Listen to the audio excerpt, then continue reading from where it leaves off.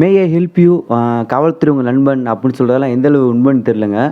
போகிற போக்க பார்த்தா பொதுமக்கள்லாம் போலீஸ் ஸ்டேஷன் போகிறதுக்கே ஒரு பாதுகாப்பு இல்லாமல் போயிருமோ அப்படின்ற ஒரு சூழ்நிலை தான் இப்போ போய்கிட்டு இருக்கு.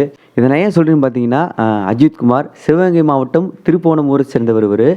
இவருக்கு வந்து பார்த்தீங்கன்னா அப்பா இல்லை நண்பா. இவர் தான் குடும்பத்தை ரன் பண்ணிக்கிட்டு வராரு. அஜித்குமார் அவர்களை வந்து பார்த்தீங்கன்னா ஒரு நகை மிஸ்ஸிங் கேஸில் வந்து விசாரிக்கணும் அப்படின்னு சொல்லி ஸ்டேஷன் கூப்பிட்டு போகிறாங்க. போராட்டத்தில் பார்த்தீங்கன்னா அவர் உண்மையை சொல்லு அப்படின்னு சொல்லி பயங்கரமாக அடிக்கிறாங்க. ஒரு கட்டத்துக்கு மேலே பார்த்தீங்கன்னா அவர் மயக்கமாய் கீழே விழுந்துறாரு. அவரை வந்து ஹாஸ்பிட்டல் கூட்டு போகிறாங்க. அங்கே போனால் அவர் வந்து இறந்துட்டதா டாக்டர்னு சொல்கிறாங்க. பொதுவாக ஒரு மனிதன் அடிக்கிற உரிமை யாருக்குமே கிடையாது.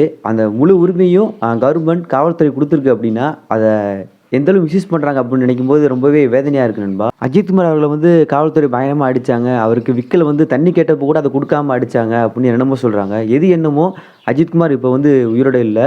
அவருக்கு வந்து பார்த்தீங்கன்னா அப்பாவும் கிடையாது. இப்போ அவர் குடும்பத்தோட நிலை என்ன?